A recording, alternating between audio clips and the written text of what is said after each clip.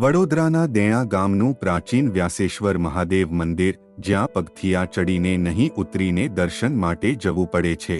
મહર્ષિ વેદવ્યાસે અહીં બેસીને વેદો લખ્યા હોવાની માન્યતા છે.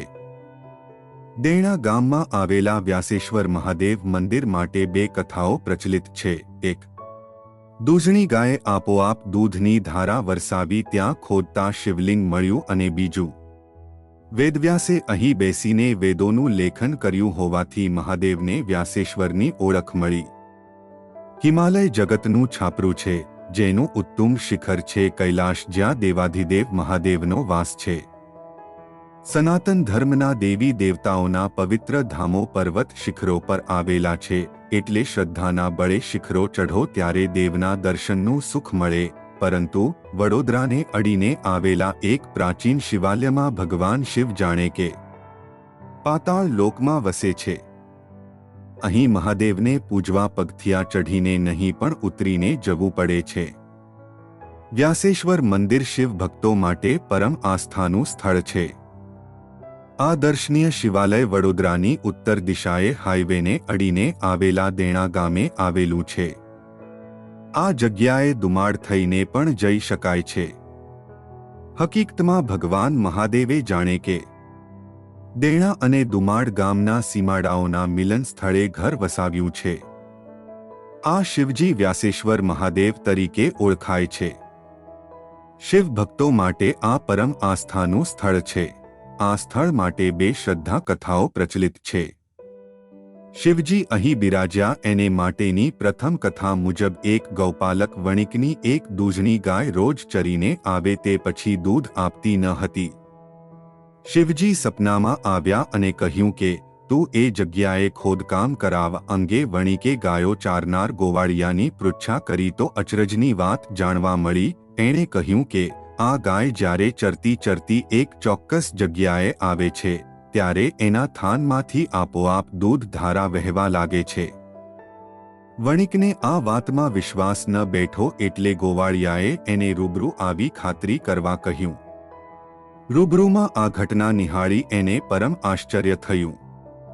તે રાત્રે શિવજી એના સપનામાં આવ્યા અને કહ્યું કે તું એ જગ્યાએ ખોદકામ કરાવ, હું ત્યાં દટાયેલો પડ્યો છું. આસ્થાવાન વણિકે મજૂરોને કામે લગાડી ખૂબ ઊંડે સુધી ખોદાવ્યું, પણ કશું ના મળ્યું. એટલે મજૂરોએ ખોદકામ પડતું મૂક્યું. ઊંડે સુધી ખોદાવ્યું તો શિવ સ્વરૂપ શિવલિંગ મળ્યું.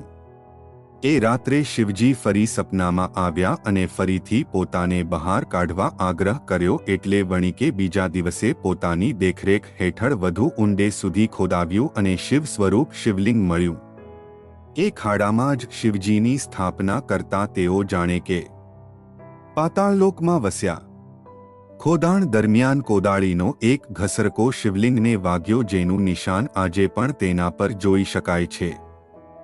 મહર્ષિ વેદવ્યાસ અહીં બેસીને વેદો લખ્યા હોવાની માન્યતા. બીજી કથા પ્રમાણે મહર્ષિ વેદવ્યાસે અહીં બેસીને વેદોનું લેખન કર્યું હોવાથી આ મહાદેવને વ્યાસેશ્વરની ઓળખ મળી છે. આ શિવાલયની પાસેથી જ વિશ્વામિત્રી વહે છે.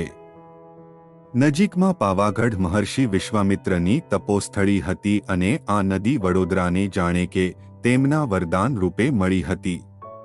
શિવધામને ભાવિકોએ નવું કરી દીધું છે. કવિએ કહ્યું છે કે શ્રદ્ધાની વાતના પુરાવા ન હોય, કથા કોઈ પણ હોય, અહીં ભગવાન શિવનો વાસ છે એ જ સૌથી મોટો પુરાવો છે. આ સ્થળ માટે કોઈ ઐતિહાસિક લખાણો ઉપલબ્ધ નથી, પરંતુ એક સમયે લગભગ જીર્ણ શીર્ણ થયેલા આ શિવધામને ભાવિકોએ લગભગ નવું કરી દીધું છે. ભવ્ય દ્વારની વચ્ચે મોકળું શિવ આંગણ છે, જ્યાં પવિત્ર તુલસીનો ઉછેર તેને વૃંદાવન બનાવે છે. અહીં ધાર્મિક અને પારિવારિક પ્રસંગો માટે સુવિધા ઉપલબ્ધ છે. શિવાલયની સામેની ખુલ્લી જગ્યામાં પૂજારી પરિવારના વંશજો અને સભ્યોની સમાધિઓ આવેલી છે. દેવાધિદેવના સાનિધ્યમાં બેસીને સાંત્વના અને શક્તિ મેળવવાની જગ્યા છે. થોડીક વનરાજી ઉછેરવામાં આવે તો આ સ્થળ વધુ રમણીય બની શકે છે.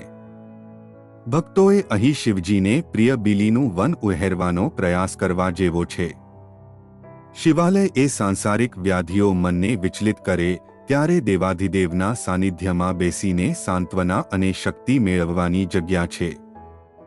વ્યાસેશ્વરની આ જગ્યા એની અનુભૂતિ કરાવે છે.